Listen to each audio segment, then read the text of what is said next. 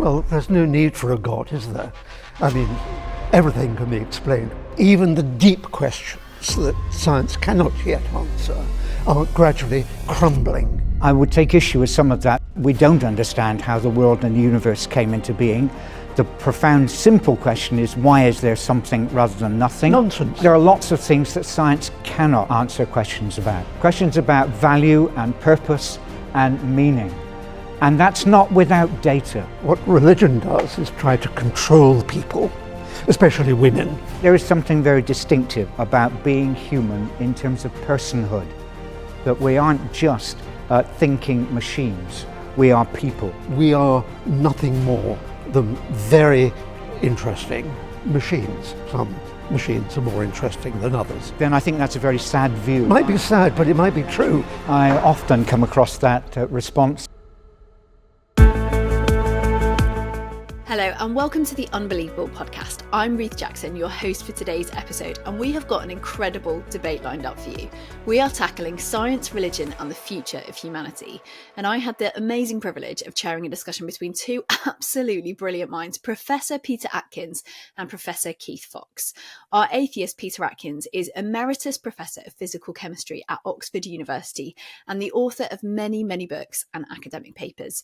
Our Christian today is Keith Fox, Emeritus Professor of Biochemistry at Southampton University, and he's also the former director of the Faraday Institute for Science and Religion.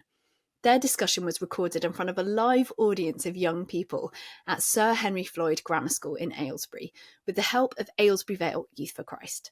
Before we dive into today's episode, which explores two pretty opposing worldviews, please do consider subscribing on YouTube or following us on your favourite podcast platform. If you love thought-provoking debates like this one, then your subscription really helps us to keep that conversation going. Let's dive into today's debate. Peter, I know you've done a whole programme on this very question, so we'll try and keep it as brief as possible, but can science explain everything? And I guess linked to that, how does science differ from religion? Well, the answer to the first bit of that question is yes, simply. So, we're seeing science approach every real question and come up with verifiable answers. As to the second part of the question, I think religion is really based on the Trinity. That is the Trinity of tyranny, of wishful thinking and superstition. I mean, what religion does is try to control people, especially women. So it's the root cause of misogyny. Wishful thinking, it offers life after death, which we know is simple nonsense, and it's just a way of keeping people in their place and maybe giving some people some hope. And superstition, I mean, you just have to look around and you see miracles and you see resurrections and you see things like that, and it's all total nonsense. What science does, science really came late in our discovery of knowledge. I always put the discovery of the scientific method down to the discovery of America, because back in the 15th century, there was no mention in the Bible or the Quran of a whole pair of continents out there 180 degrees away from us. And then America was discovered, and people realized that there were things to discover that hadn't been written down about. And then science grew from that, and it founded its method on the experimental approach, the verification by sharing of public ideas, and admitting that it might be wrong, because science proceeds through making error, whereas religion really burns heretics. Brilliant, thank you. Keith, I feel like there's quite a lot to respond to, so I'll let you respond to that, but I also want to ask, as a Christian who is also a scientist, you must often hear the question, are science and religion fundamentally opposed, or can they in any way be reconciled? So if we can have a quick response to Peter and then ask that question about whether they can go together. Thank you. As a practicing Christian, I often come across that response from people on both sides who say you cannot be a Christian and a scientist, and I want to dispute that, and I hope this afternoon to be able to take you through some of the reasons why I hold both of those together. I think I agree with Peter to some degree. Science can answer anything about the material world. There are lots of interesting questions about how this world works based on evidence and data. But I think there are lots of things that science cannot answer questions about. Questions about value and purpose and meaning. And that's not without data. And as a Christian, I believe in the historical evidence for Jesus Christ. I follow him, and that is not without evidence. So I dispute what Peter said about religion having no evidence. I will agree with him that sometimes religion has misused its authority, and it has held people, has not treated people correctly. That, to my view, is not what the teachings of Jesus Christ say, and who am I to apologize on behalf of my fellow believers? But that is not what faith in Jesus Christ is all about. Science, I say, is a wonderful gift for explaining the things that we see in this world. It enables us to understand the way in which God has created a world that works, that we are privileged to be able to look after, to be able to explore, and to use for the benefit of mankind. And that, to me, is extremely important. But there are values that go on top of that I think science is just... that's no fault of science, it's just not what science does in terms of asking about value and meaning and purpose, and I'm sure that we'll have some discussion about that this afternoon. Great, well we're going to be looking particularly at the future of science, so looking at thinking about those questions, will progression in science, do you think, Peter, move us towards or away from a belief in God? Well, there's no need for a God, is there? I mean, everything can be explained without invoking a hypothesis like that. And science is edging towards answering the great questions of being. It approaches value, the judgment about values that Keith was mentioning, through our evolutionary history. We've brought up through evolution and to realize there are ways of surviving and ways of dying. Religion on the whole is better with the second rather than the first. That even the deep questions that science cannot yet answer are gradually crumbling, like the creation of the universe, one of the points that you mentioned. We don't need a God to make it. That's defeatism.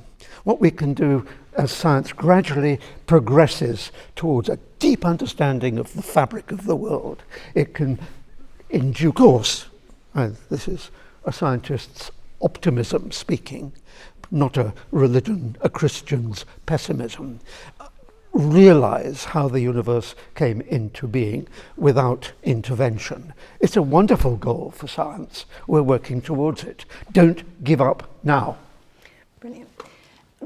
And I will agree with the don't give up now. There is no end to questions we can ask, and it's quite right to continue asking them. But the fact that we understand how the world works actually says nothing as to whether there is or there isn't a God. I can think of plenty of examples where I understand a little bit about the way in which a motor car's engine might work, but that says absolutely nothing as to whether there was somebody called Henry Ford who developed the Ford motor car. It is perfectly possible to understand the way that the world works and at the same time say that there is a God who underpins the whole enterprise. Those two are not in conflict. An unnecessary hypothesis. If we understand how the world came into existence, we don't need the defeatist hypothesis that there was a being or a non-being, however you want to characterize God, who actually made it. There is nothing in this world that is not due to its material nature. Consciousness is due to its material nature. Ethics, as I mentioned before, arose from our evolutionary history, and that is based in the material nature of the world. We don't need the hypothesis of God. That is a pessimist's, non-scientist's view of the nature of the world. I would take issue with some of that. We don't understand how the world and the universe came into being. The profound, simple question is, why is there something rather than nothing? Nonsense. And I know that the cosmologists and etc. are beginning to probe that, but effectively they have a universe from nothing. And if that is the case, then we too still are nothing. I also will challenge the view that evolution has brought us our morals. That may well be the case, but that doesn't give us any indication as to how we should behave. It's an is rather than an ought.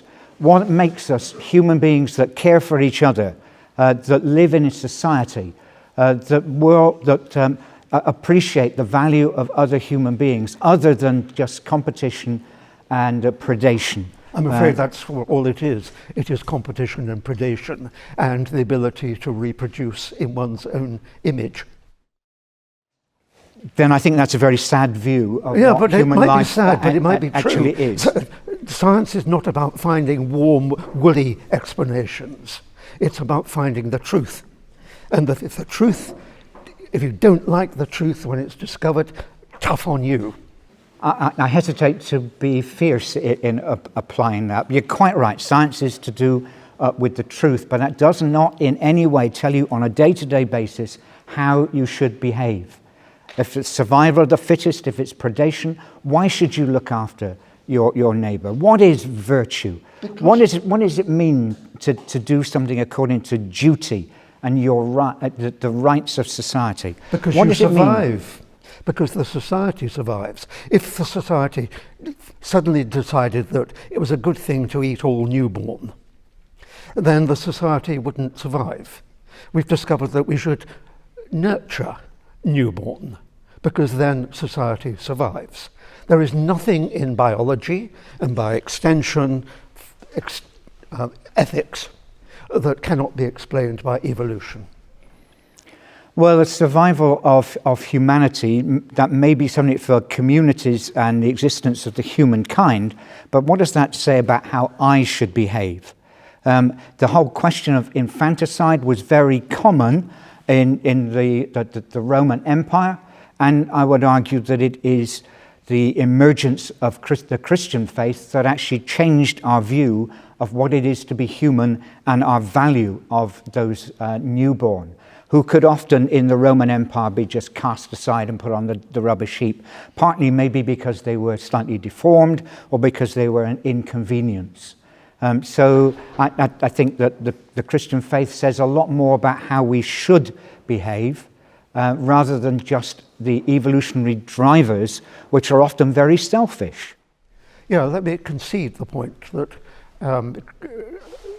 a Christian worldview can be benign, but it can also be devilishly unpleasant by burning people who don't agree with your point of view. There's only one way of ridding the world of irrational thought as embodied in religion, which is with the bomb, the sword, and the bullet, and maybe the flame. You can't argue people out of it. That's the trouble with religion. Whereas with science, you can argue your way through in a rational way without coming to fisticuffs and decide on what is more likely to be the truth than falsehood. In principle, that is correct, except that the violence is just as prevalent in atheist societies as it is in those that have That's right, because we're all human. That's the whole point. But you can't therefore label it as a fault of religion, it's a fault of people. But it doesn't. Religion doesn't contribute to the well-being of the world, does it? I mean, look at the wars going on, which are mostly ways of striking out different belief systems.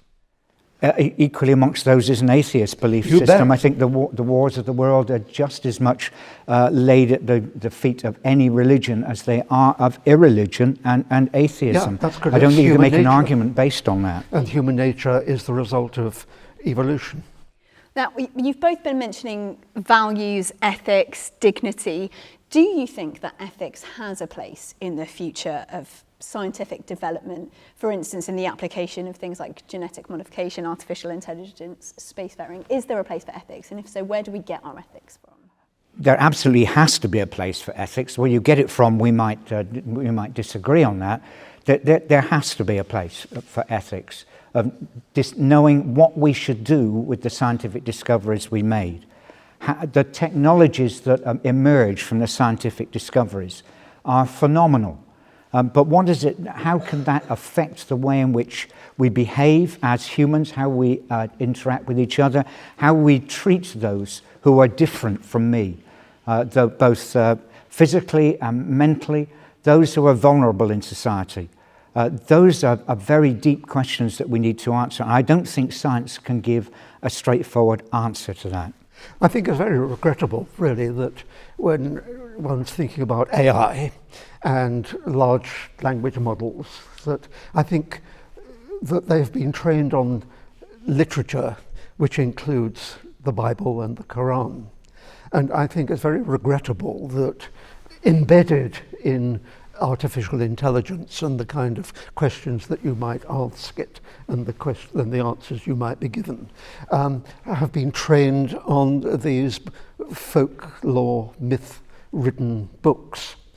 And I think because of it, we're on the edge of another 2,000 years of bloodshed.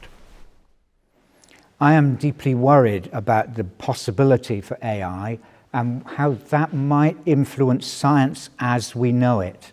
Science is based on data and interpretation of that data. Evidence is the key of science. And the thing about AI is that it is very prone to fake news, fake evidence. And we've seen that in science across all sorts of cultures, probably more prevalent in non-Christian cultures, of cheating in science in order to get favor with governments, in order to make progression up the academic scale. I was an editor of a major scientific journal, and I dealt with scientific fraud of those who are inventing data. There is nothing worse than a scientist who invents data, because the science is about finding out how the world actually works, not about how I think it ought to work. I agree that. So I do worry that AI could be the beginning of the end of science as we know it, as it self-generates fake news. Well, let's think about fake news. The resurrection, probably fake news. The virgin birth, We might disagree on that. Probably fake news. Every miracle that was recorded in any book, fake news. So the world is riddled already with religion's propagation of fake news. It's all fake. That's where we will radically differ, because I think that at least belief in the resurrection of Jesus Christ is What was the evidence? But you can have evidence for that. What was the evidence? People would have said that was a belief that emerged in the late first century. But it far predates that. The Apostle Paul, writing to the Corinthians, talks about the resurrection well before any of the Gospels were written. And he says he passes on what he has already learned. And if you trace back through his biography, when he learned that, it was probably very shortly after the crucifixion that Christ died, was buried, and on the third day he rose again. It is an ancient Christian creed that far dates any of the writings. One has to, as a Christian, I would ask questions about the empty tomb, where it was. What happened to the belief of those disciples who were so disoriented after their master had been brutally crucified? Why is it that the Christian faith has successfully moved from being a group of disheartened disciples to a faith that has changed the world? Whether you agree with changed it. Because it gives false hope. It offers life everlasting. What is the evidence for life after death? The resurrection of Jesus Christ, who is described as being the first fruits. Circles. And what is the evidence for there being life after death? That there is an eternity waiting for you non-sinners, if there's any among you, out there. Or there's a hell waiting for you if more likely you are a bit of a sinner on the side. And I will come back again to the resurrection of Jesus Christ. Oh, well. If that did not take place, the whole thing is a complete fiction. Exactly. And that the churches should pack up and go home. Exactly. But if it took place, if it is real, then it changes the world and it changes our view of everything. Come on, it really was Codswallop, wasn't that? I mean, you can see why people wanted this martyr to be reborn. St. Paul was probably the greatest politician there ever was, even before Donald Trump. Right, I'm going to park the stuff on the evidence for the resurrection because I feel like we're delving into theology and we are scientists rather than theologians. But going back to artificial intelligence, one of the questions that comes up a lot when we talk about artificial intelligence is, what is it that makes us human? And is there ever going to be, will there ever be the capacity for artificial intelligence to in any way be called human? What is it that makes us human? Where do we get our dignity from?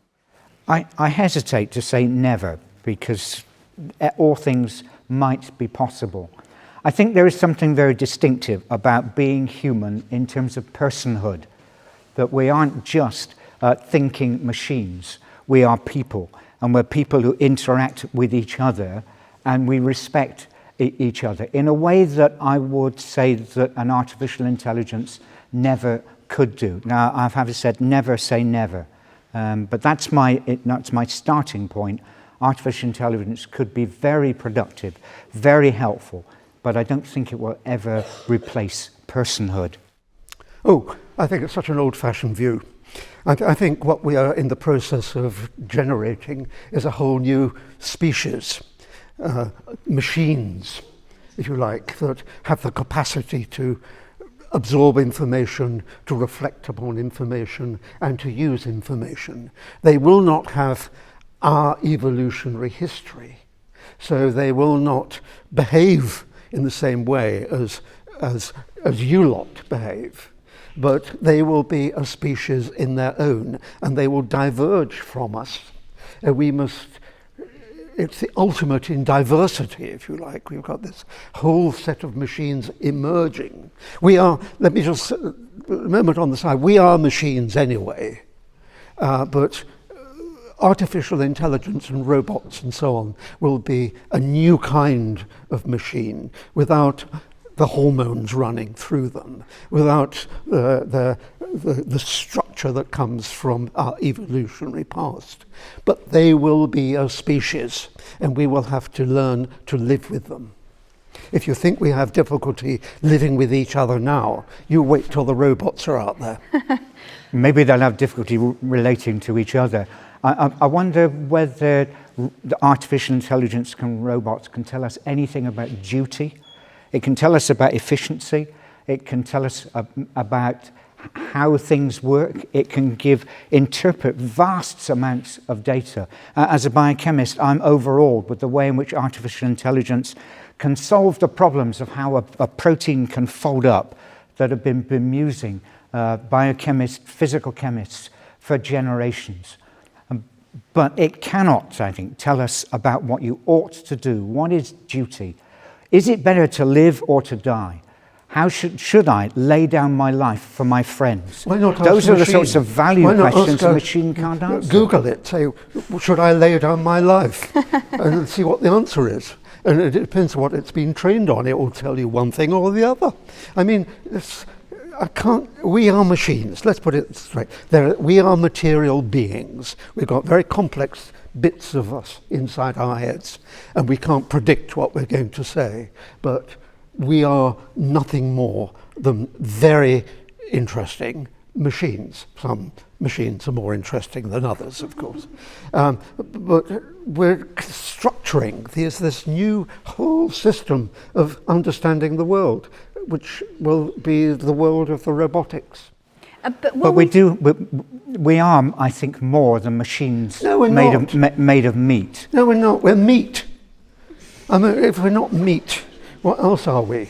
Have you got sort of a spirit wafting around inside you? Well, in a sense that there is, that's the material world is not all that there is, and that's the material world that science... the material world is not all that. That's the crucial thing. That is the point. A scientist says the material world is all there is.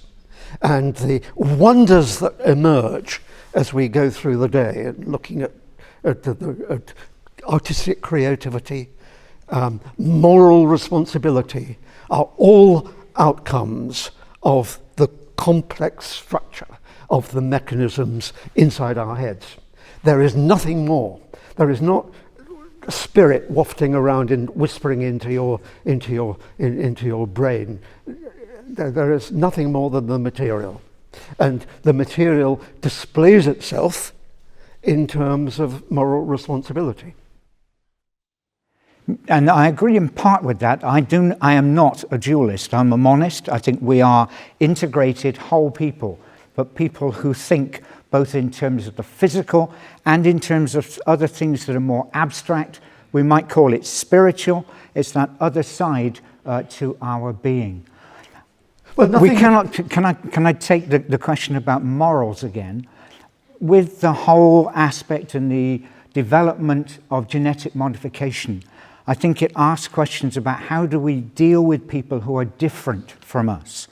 How do we respect those who are physically different from us, those who are mentally different from us, or are we just going to be words fail me. Can you clarify that? You mean how we should behave in order for societies to be benign and survive? That's what you really mean, isn't it? No, I'm bringing it down to the individual level of how do we react to those who are different. How will you survive, and how will you spread your ideas so that the world is a nicer place? How will I survive? Well, I'm 68. I probably, how many more years have I got to go? Infinity, according to your belief. Well, the physical body becomes dust as it So you really believe there's a spirit that will survive? I believe in what's called a resurrection. That's rather different from a resuscitation, but I do believe that there is the kingdom of God on earth that is yet to come. Well, that's Codswallop, isn't it? We're going to take a quick break, but please don't go anywhere because we'll be back with more of today's debate in just a moment. If you're enjoying this episode, can I ask you to please hit subscribe or follow on your podcast app? It's a small action, but it makes a big difference in helping us to continue to bring you these thought-provoking conversations. I'll be back shortly with Peter Atkins and Keith Fox. Pretty much universally, social science suggests that many of the institutions that we hold dear, that shape us, that provide us social support, a huge amount of this used to happen anyway inside of these traditional religious structures, and there really has been nothing to replace it. It's amazing how quickly ostensible deontologists transform before our very eyes into utilitarians on this question. We're talking about what the self is here. I mean, atheists believe in the self. Everybody believes in the self. Well, no, that's not. I mean, that I find difficult to believe. Why would an atheist believe in the self? The self is a series of non-deciding mechanisms. The arguments against God are fairly compelling, and I think the arguments against atheism are fairly compelling. The difference is that most people who believe in God have expressed doubts, and a lot of people who are atheists tend to be more religious in this way than many of the people who are God believers. If people listening agree with me that free will in fact doesn't exist, and simultaneously agree with you that free will is somehow necessary for the upkeep of civilization, then I would simply ask them to consider who's relying on the delusion here. This show does seem to have an extraordinary capacity for putting me face to face with people that I've been talking smack about online, so thanks again.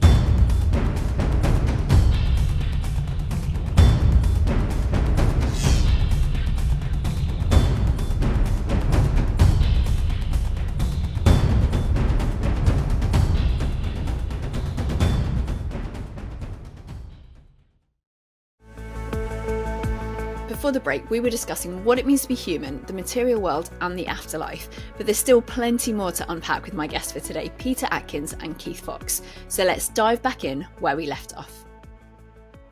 Well, let's talk about genetic modification, because that is different from artificial intelligence. When it comes to genetic modification, a question that is often posed at people is, when we're beginning to mess about, for want of a better word, with the genes, are we playing God? I mean, how would you respond to that question?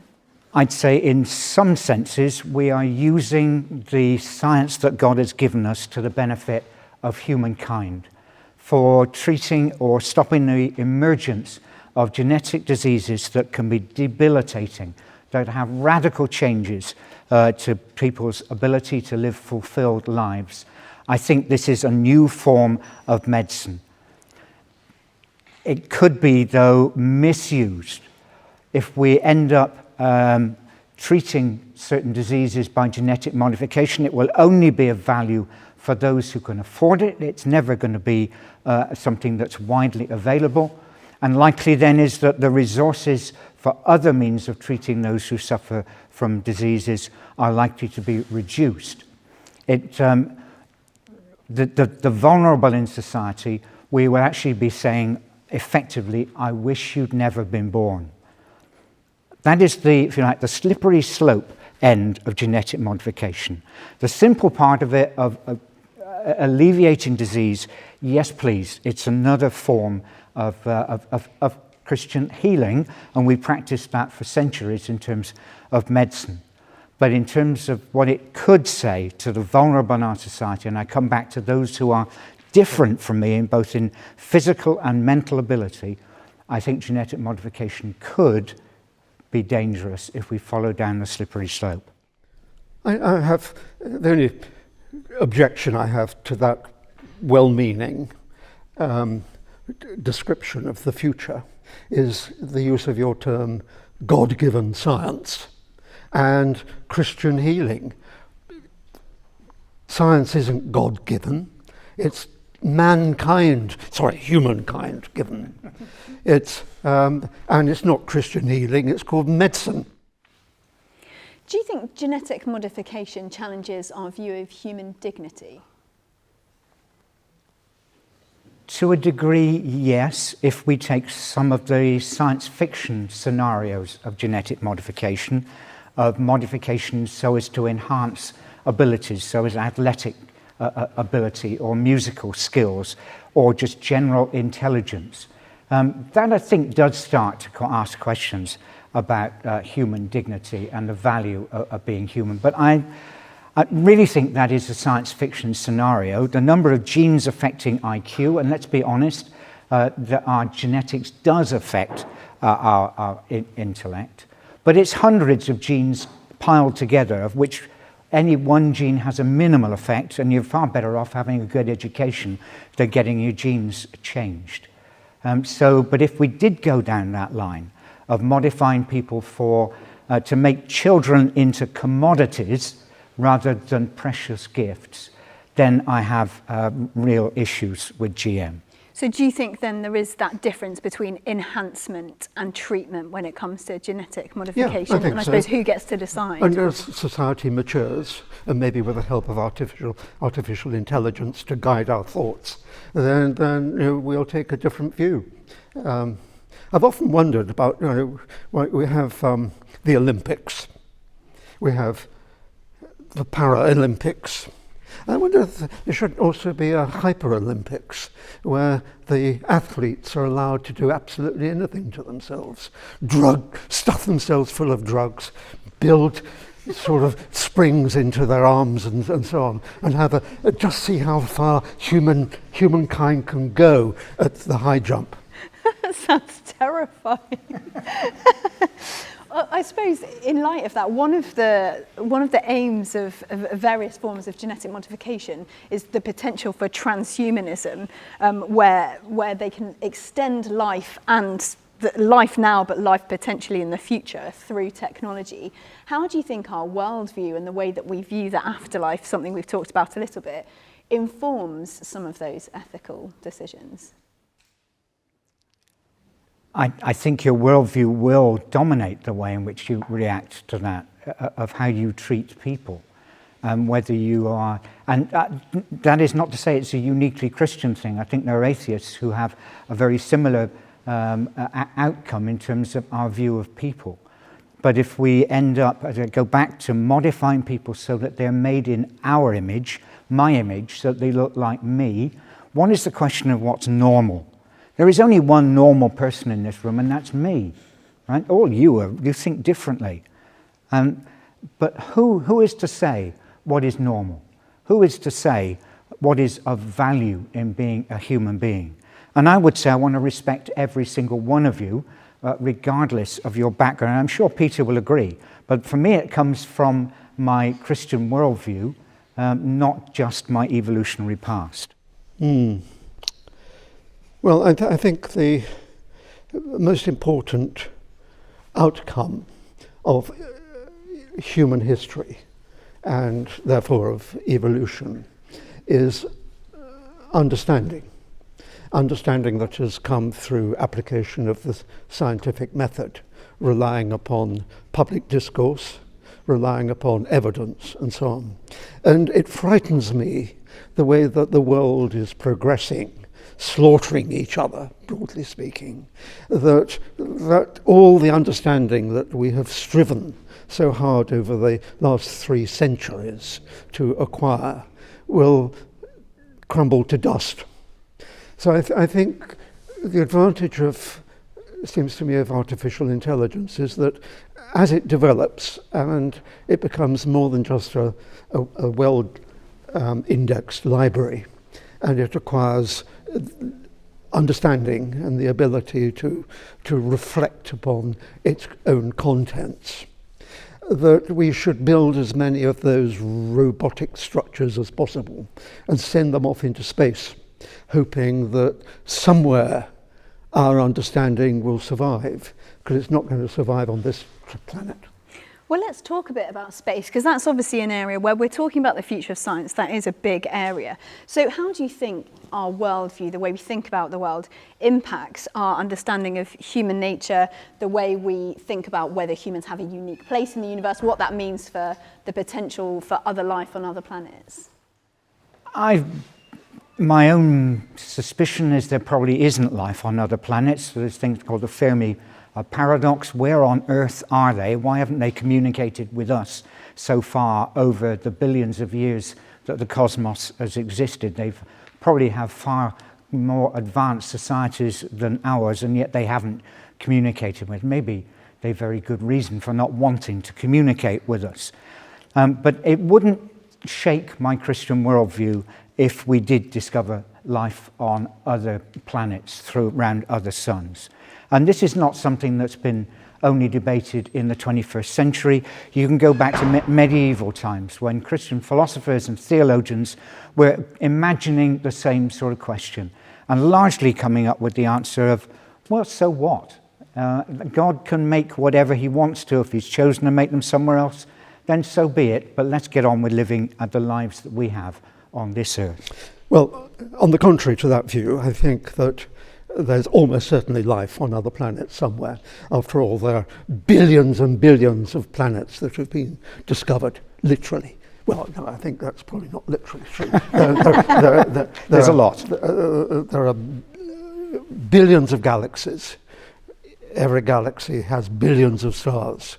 We know that planet formation around stars is a very common process. So it's very likely that there are habitable planets out there. The trouble is they're all so far away. And although a civilization might develop on some distant star, it might take 1 million years for the information to reach us. So in effect, we will never know whether there is life out there. And in effect, we have to regard ourselves as being alone because we can't communicate with them. Moreover, if life on this planet is anything to go by, then it looks as though as life becomes sufficiently sophisticated, it becomes sophisticated enough to wipe itself out, which is what we're doing in the process of doing. So, okay, it might flourish for 1 million years somewhere, but that's a flick of time in the life of the entire universe. So I'm very pessimistic about ever being able to communicate with life elsewhere. But I go back to my point. We know that we have life here. We know that we have understanding here, which we have acquired through human progress. And I think it's our responsibility to propagate that understanding, just in case someone picks it up out there. Very unlikely that it does, but it would burden my heart to think that all our understanding has come to nothing. I'm very keen to get to questions, but just while we're still on this, the topic of space, do you think all of our endeavours in space will largely push us towards or away from a belief in God, or is it largely a neutral exploration? Personally, I think it's neutral. It's fascinating what happens out in space. The cosmologists have wonderful interpretations that are fascinating. But I actually think that we have enough problems here on this earth that we need to be sorting out first of all. And I don't take Peter's pessimistic view that we're destined to destruction because of our own behaviour. I can see the argument for that. I would rather work to try and make this world the best it possibly can be, that we might flourish and ultimately be amongst those who are blessed are the peacemakers rather than the warmongers that we see across the world today. So you'd like to stamp out religion? No, I'd like to have the peacemakers. Just as we close this before we go to Q&A, while we think about the future of technology and where science might potentially lead us, what will it mean to be human, and will that change depending on the technological advances that we might see happening? Well, of course it will change. I mean, it's already changed in the last 100 years or so as we live longer. So, you know, bit of luck, I'll be immortal, I hope. But not your sort of immortality, my sort of immortality, when I still could walk around on the earth. So, yes, it's going to change. I mean, already, this generation is in a generation of communication that we have never experienced before. You are binding yourself together in a kind of network of social interaction that we, in my generation, never achieved. So it's evolving. We can't predict. So that's all I can say, really. We'll live with technology, we'll adapt to technology, and we'll probably be wiped out by technology. Keith, anything to add? And also, I'll just add into the mix, what place will religious belief have within the future of scientific discovery? I think religious belief will continue. All the data suggests that over the past 100 years, amongst practicing scientists, the proportion who call themselves Christian has not changed, despite the phenomenal discoveries in science. So I think religious belief will continue. I still come back that I want to deal with this world that we live in and how can we make that a better place. You can't be a scientist and a religious person in the same head. If you've got no corpus callosum, you've got two hemispheres. You live religion in one and science in the other, that's fine. So but you cannot be a scientist and believe in superstition. What do you say then to so many eminent scientists? Because they didn't think enough. Are they stupid? Yeah. They didn't reflect. Nobel laureates, stupid. Well, in terms of being able to distinguish fact and evidence from wishful thinking.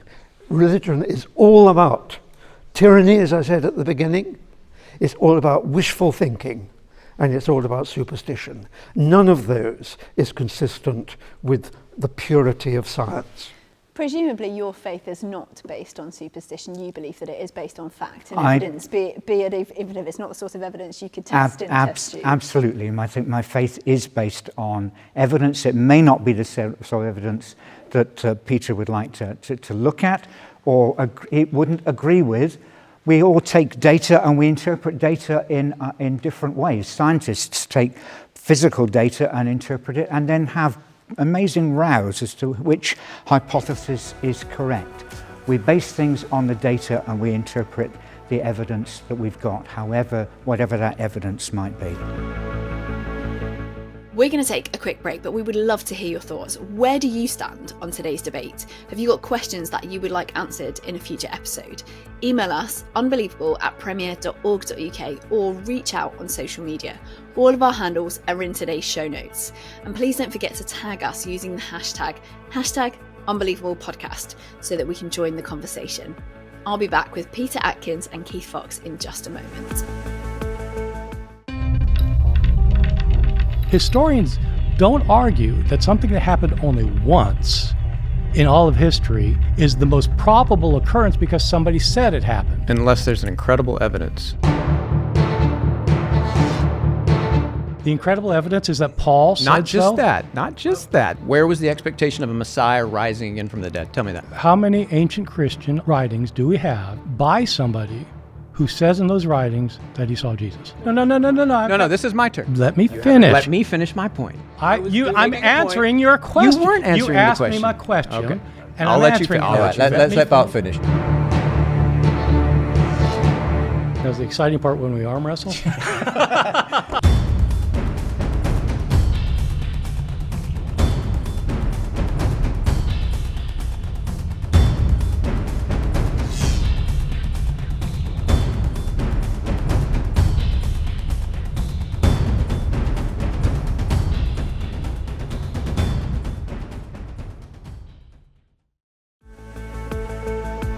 Welcome back to the final part of today's episode of the Unbelievable podcast with me, Ruth Jackson. If you've just joined us, we are tackling science, religion and the future of humanity with atheist Professor Peter Atkins and Christian Professor Keith Fox. In this next section, our live audience of young people had the opportunity to ask their own tricky questions. Let's see what they had to say. Okay, so this is about the creation of the world. Presumably this is to Keith. This is about creation of the world. If there was a being that existed before the creation of time, how can you know that being existed because he's outside of time? And how can you find out about him? You only can know about that by that being choosing to reveal something of themselves. God, it is not another thing. There is God and there is everything else. And everything else is not God, is not part of God. So with the only way that we can know something about, and it's only something at the margins, be about an immense brain power, creativity, whatever you might want to call it, the only way we can know anything about it is that being chooses to tell us something.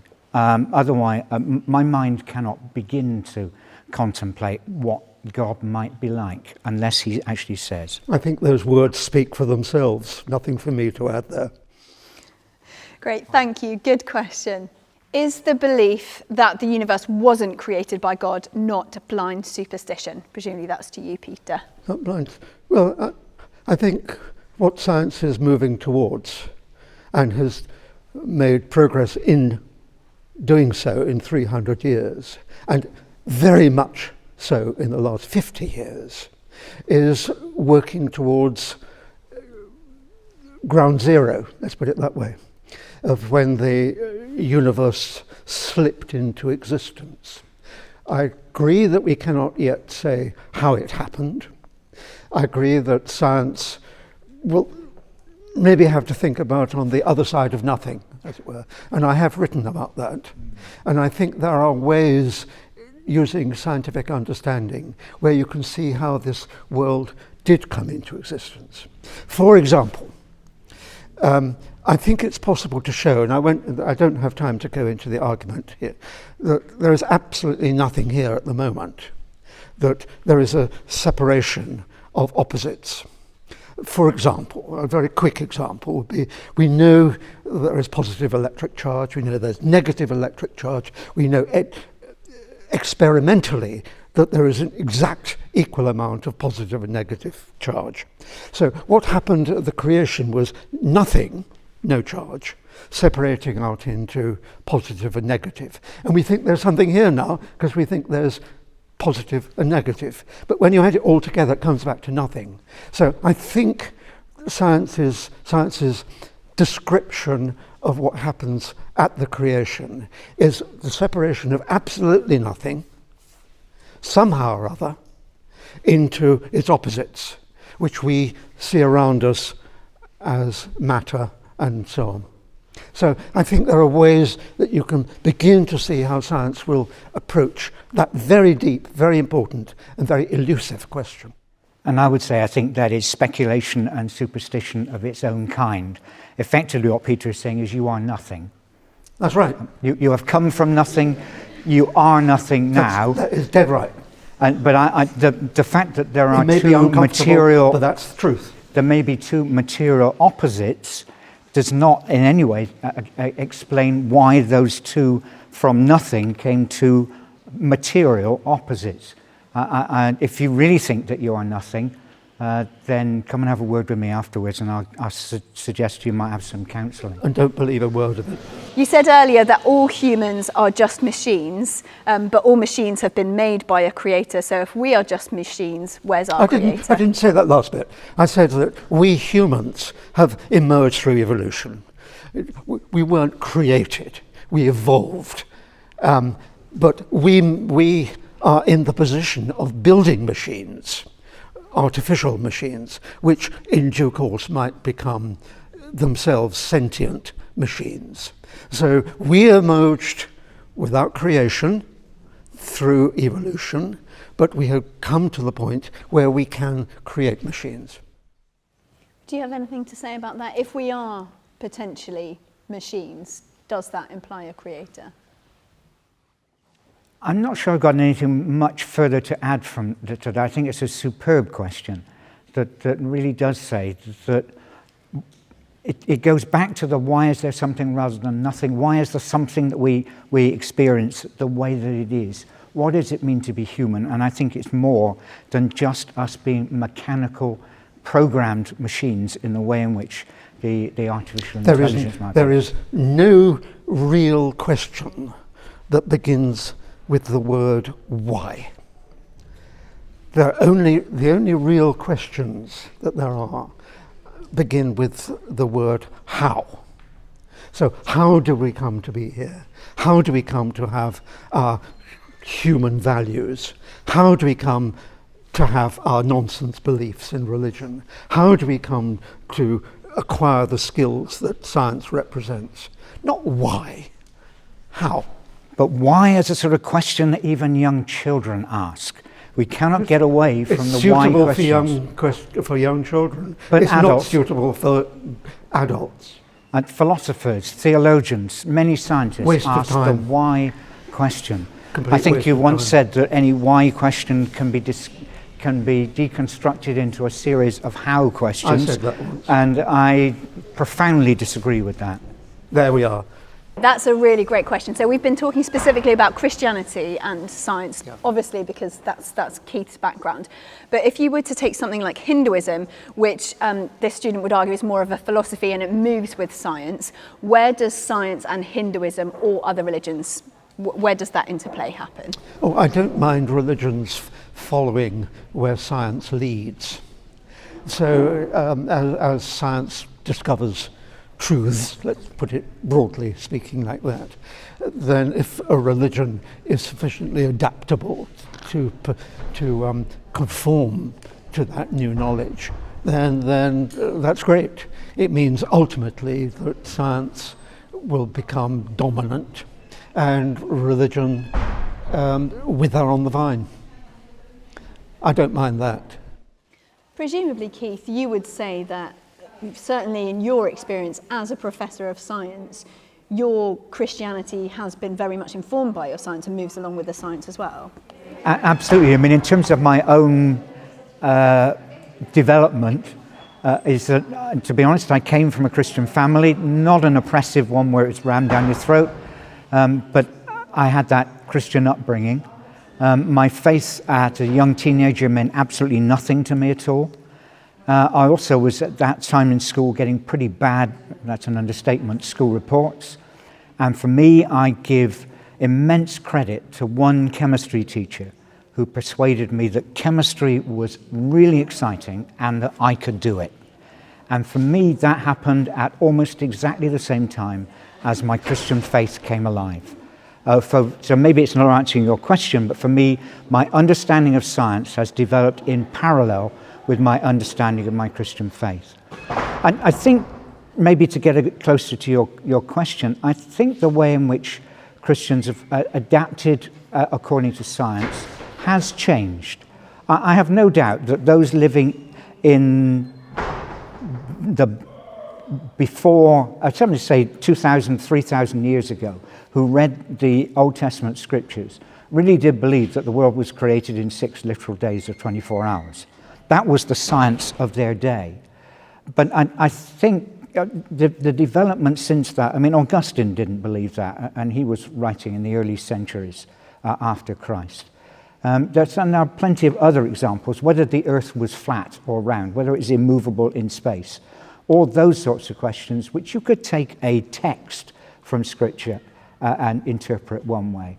I think that the Christians, therefore, have actually adapted so that they're not just following, if you like, the science of the day, or the day as it was thousands of years ago. But these are things that are not crucial, not central to Christian faith. I respect what you said about other religions maybe adapting as well. I don't think they're unique in that.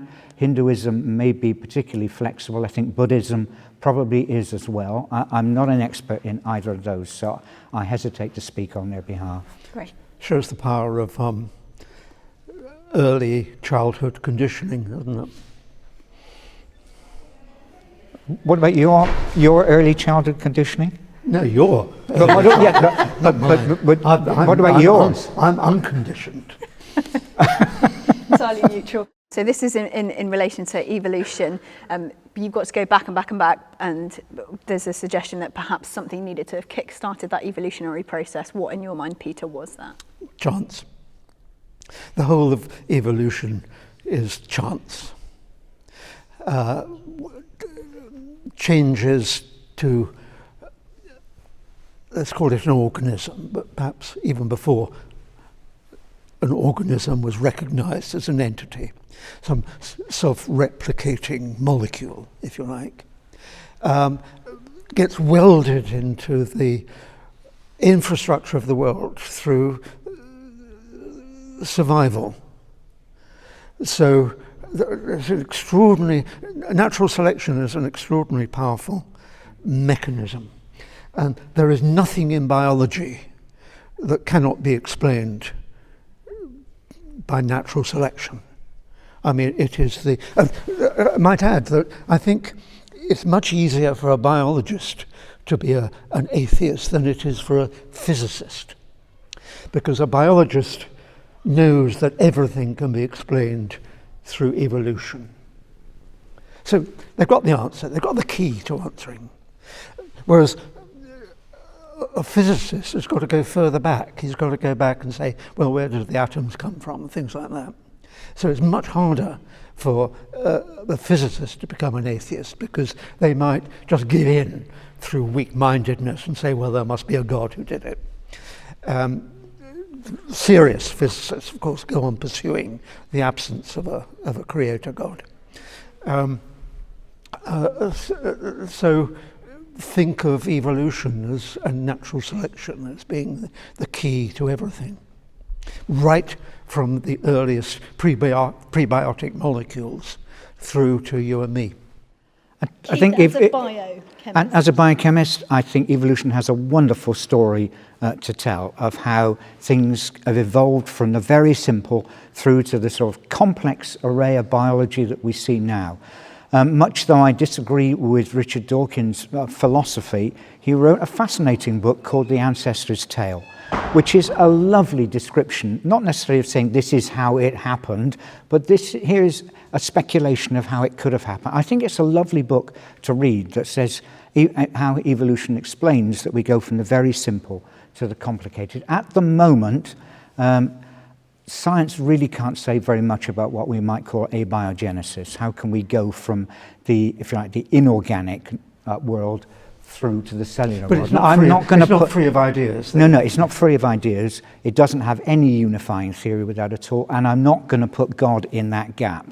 I'm not a proponent of what might be called God of the gaps, because I don't understand it, God must go there. No. It is perfectly possible that when it came to the emergence of the universe, you were a God of the gaps, biochemist. I'm not a cosmologist, but I think that the emergence of the universe, we still have to answer the question. Yeah, but you're a God of the gaps there, aren't you? Why is there something rather than nothing? It's actually it's a positive thing. We observe something. Where did that something come from? It's not a nothing from nothing. But you're still the God of the gaps in terms of how it was achieved. Yeah, but to go back to your question about the biology and the evolution, I think evolution is a wonderful story. There are lots of things that are uncertain about it. There are lots of things within it that are speculation that we'll never know. But it is a consistent, coherent story that explains how we've gone from single-cell organisms, very primitive things, through to the complexity of you and me. And I forget who I'm quoting, but who was it, the evolutionist, who said that there is nothing in biology that cannot be understood through evolution? Nothing makes sense in biology except by evolution. Theodosius Dobzhansky. Yeah. And presumably who was a Russian Orthodox believer. Yeah, and so I was going to say, because presumably your evolution does not stand at odds with your Christian faith. No, it just simply says that's the way that God did it. But why do you need a God to do it? Why can't it just happen? If you want an ultimately scientific reductionist view of the world, then if that's your worldview, then yes, I will agree with you, but I'm not coming from that premise. So you are saying that God is not a necessary being? If you want just looked at the material science, then I could agree with you that God is not a necessary being. But there is more to life than just that material. Well, there isn't, is there? Well, that's what you're saying. Yeah. Let's agree to disagree on that point. So when it comes to the afterlife, if you can't validate it because there's very little evidence, how can you, on the flip side, invalidate it? Oh, you can believe that there's a teapot in orbit round Mars, but what's the evidence? There isn't any. Why invent hypotheses for which there is no evidence? Complete waste of time. Unless it's not a waste of time if you want to control other people. I mean, it's a powerful. There is. I think there is nothing more awful than the proposal that there is life after death, because it encourages, for instance, martyrdom of the vicious kind, but also martyrdom of a kind of domestic kind, where people set aside the pleasures of this life because they're going to have an eternity of pleasures if they do so. And it's deeply destructive, deeply undermining of human aspiration. Presumably you don't think it's deeply destructive? I don't think it's deeply destructive, but I understand exactly what Peter's trying to say, is that belief in an afterlife, in what I call a resurrection, should not be used as an excuse for misusing people now and for seeing conditions in society that are abhorrent. That the belief in something that's yet to come in no way stops us from trying to make the world a better place now. Those should not be in conflict. Now, I do take the point that sometimes they have been. It's saying to people, well, put up with it now. Everything will be rosy when you finally get to heaven. That is, I think, I'll agree, an abhorrent argument, and one that we should be trying to work for what the Christian would say is the kingdom of God now. Seek ye first the kingdom of heaven on earth, which is what we pray in the Lord's Prayer. Yeah. I don't mind working for a rosy world now. That's great. I think we all should. And I think the more we can contribute to the well-being of the world, by which I include its inhabitants, then so much the better. But it's the well-being in this life, and to exercise control by the promise of an afterlife seems to me to be deeply evil.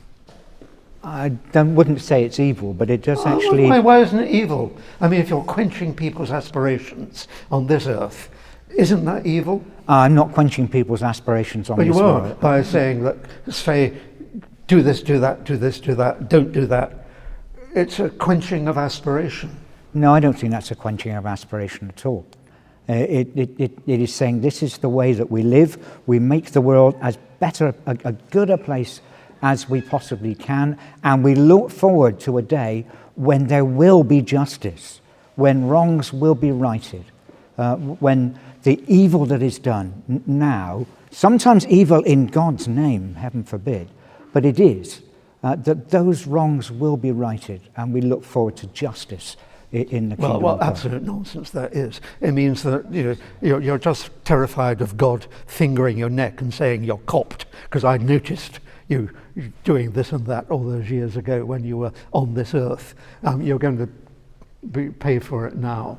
Well, I mean, it's so naive. Except that's a misunderstanding of the Christian faith, which isn't based on how well I behave, but by the very concept of grace, of God saying, okay, you've misbehaved, but I'm prepared to forgive. What nonsense. That's what's There's called no evidence grace. for that at all. It's your wishful thinking. It's one of the three legs of the Trinity that I mentioned right at the beginning. Wishful thinking pervades religion. Okay, so does your perception of Christianity change if you're looking at the Bible in a more metaphorical sense? Yes. I mean, any novel, of which the Bible is a collection, makes you reflect upon everyday things. So treating it as a commentary on behaviour of tribes 2,000 years ago is causes you to think. So yes, I mean, it's part of one's cultural inheritance and so on. But to treat it as a formula is quite wrong. That's a great question. Another great question. Yes, your questions are so good. So this was where you said that we were nothing. So how does that impact our purpose? Is our purpose We don't have a purpose. I mean, that's a religious concept that we're put on this earth in order to glorify God or something like that. We have no purpose whatsoever. I mean, we have a daily purpose. My purpose each day, well, today, for example, is to try to enlighten you, to drive out the devil of religion. But I don't have a cosmic purpose. So that sort of thing that people like Keith invents just to keep us, make life seem worthwhile. We're lucky to be alive. We are the results of chance, very complex chance, operating through the ages. And we're here to enjoy ourselves, not at the risk of other people, but at least to enjoy ourselves. Okay. That age-old question of what is their purpose in life and what is it? To the Christian, I mean, the catchphrase, the chief end of mankind is to glorify God and enjoy Him together. We need to unpack what that means.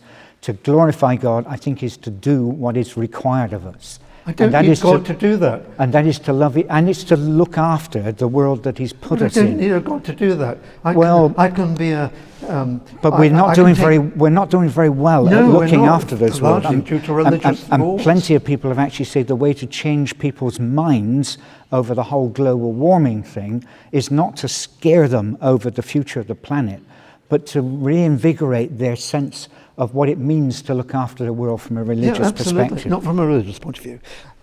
It's our only home. It's the only home of life as we know it, and probably the only home of life as we shall ever know it.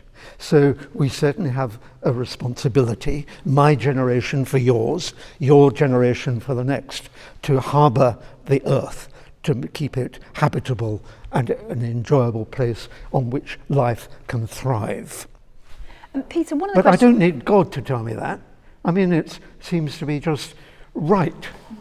If it helped people, or rather helped society to do the right thing because they believe in God, would you be opposed to that? If you want to propagate a lie in order to control people, then use religion. But if you want understanding and sensitivity without propagating a lie in order to control people, then turn to science. One of the questions that often comes up, I think, with purpose is the question of hope. I mean, how would you respond to hope? Where does that have a part within your worldview, Peter? Yeah, of course it does. I just hope that the understanding that we humans have acquired will survive. But to throw it back to you, that what you're saying then is wishful thinking on your part. No, it's not. I was asked to express a hope. And a hope is not wishful thinking. A hope is an expression of what I would like the future to be. It's not wishful thinking. My wishful thinking would be everything will be fine because religion will solve all the problems of the world to make everyone love everyone. That would be wishful thinking. But the hope that the understanding survives is not wishful thinking. Where does hope play a part in your worldview, Keith? Absolutely central to it is of hope of what it means to live as a Christian, what it is to live as a human being now, and what we look forward to in the future. And that hope that during my life on earth, not that there's so many years left as there is of yours, and for the future generations, that by doing the right thing, that we will make the world a better place. Yeah, that's great. But we don't need God to tell us what is the right thing. I mean, you're inventing this icon of beauty, this icon of excellence, this icon of peace, this icon of love. I don't mind you inventing the icon as a kind of symbol of what you're striving towards, but to believe that the icon exists seems to me to be inappropriate. So let me throw that back then. So what is the evidence for what you say of the hope that this will be a better place? I didn't. What is the? You don't need evidence for hope. I expressed a hope. I don't need. I hope that I live for the next hour. Let's put it that way. I don't need evidence for that. Okay, so in the book of Revelation, there's a lot of prophecies about that was not a great question, apparently. But anyway. There's a lot of... so in the book of Revelation, there's a lot of references to the end times, I guess apocalyptic, you might say. And some of it would imply that we're in the end times now. Are we in the end times? And I guess what does that mean? Doesn't mean anything at all. I think we're in the end times now as much as they were in the first century, as they will be if this universe continues in thousands of years' time. The book of Revelation is what we call apocalyptic literature, is putting in very stylistic language. It could be applied to the first century, when people were being oppressed by various Roman emperors and saying there is hope, hold with it, despite that, the terrible conditions that you're living in. Hold to the faith. And I think we could say that in any generation. So yes, I live my life as if this is the end time, as if there is no tomorrow. But equally, that doesn't mean to say that this is the end time, that there is plenty more to come. I think it was Luther was asked the question, if you knew the world was ending tomorrow, what would you do today? And he said, I'd plant a tree. Because that's what is the right thing for me to do now. Well, I think the book of Revelation is a compilation of ravings and shouldn't be taken seriously. It's weird. Okay, you said earlier you didn't want to put God in a gap. Isn't that what all religions are to a certain extent? I think historically you're probably correct. It is that there have been many times when people have said, I don't understand how this possibly can be, so God must go there. And that's a rather, I think, sad view of God. And actually it does say, that the more we understand, the less and less there is for an infinitely lazy God to do, because we understand things. We'd have to separate the way in which we understand it from the actual underlying truth. Is that whether I understand what God has done, if we assume that, whether I understand it has no relation to whether or not God exists. Those must be separate. History got it the wrong way round. I mean, the trouble is, God got in first, to be followed by science. So science is having to battle this concept, this hypothesis that there is a God. Had it happened the other way around, that science got in first, there wouldn't be a slither of a hope that God would be invoked in order to do anything. I might add that I think one of the reasons why so many Christians who are science practice their science is because of their belief in God, is that there are plenty of religions whose basis is to say, escape from the world, inhabit spiritual nirvana, go into your desert place and think good thoughts. And the Christian actually says, this is there's nothing evil about the physical world. Get involved with it, engage with it, find out how it works, modify it, change it. So it isn't that sort of escapism that has driven the pioneers in Western science particularly, is to explore the world because they felt their Christian faith drove them out to do so, not as the ancient Greeks would do, is just sit and think. They're very good mathematicians, the ancient Greeks, because they would sit and think, whereas the scientists is get out, find out how it works, do the experiments. And find not one iota of evidence for an afterlife or a resurrection or a virgin birth. I mean, such delusion. The question is, how can we explain miracles? There aren't any miracles. There has never been a miracle. I mean, David Hume, the philosopher, famously said, there is always more reason to believe in the delusion of the reporter than what he actually reported. So there has never been a miracle. Name a miracle that happened. Any evidence for it? None whatsoever. People, Christians, and I imagine Keith might take this line, think that miracles are allegorical and are trying to demonstrate happenings that highlight particular aspects of being alive and so on. But they don't actually, they're not real, they don't happen. There has never been a miracle. I'll give you £100 million if you can come up with evidence for a miracle. And miracles, by definition, are irreproducible events. Right? You see, otherwise, they would be called natural, and the world would be a chaotic place where we wouldn't have any ground for expecting anything to happen on a rational basis. Now, I'm not necessarily defending many examples of so-called contemporary miracles. I have a good friend who's a Christian who is examined and given to many of the so-called faith healers. Give me your best example, and they usually wither away at that. So I think we have to be very careful about the weight that we put on contemporary miracles. But nonetheless, that is not to say that miracles don't occur. And for the Christian, the ultimate miracle is the resurrection of Jesus Christ. So there we are. We disagree on that. You talked earlier about the ills and the evils of religion, but what about people who have they've subjugated their own desires for the greater good? That would seem to go against the evolutionary desire, the survival of the fittest, and they've put other people's goods at the expense of their own.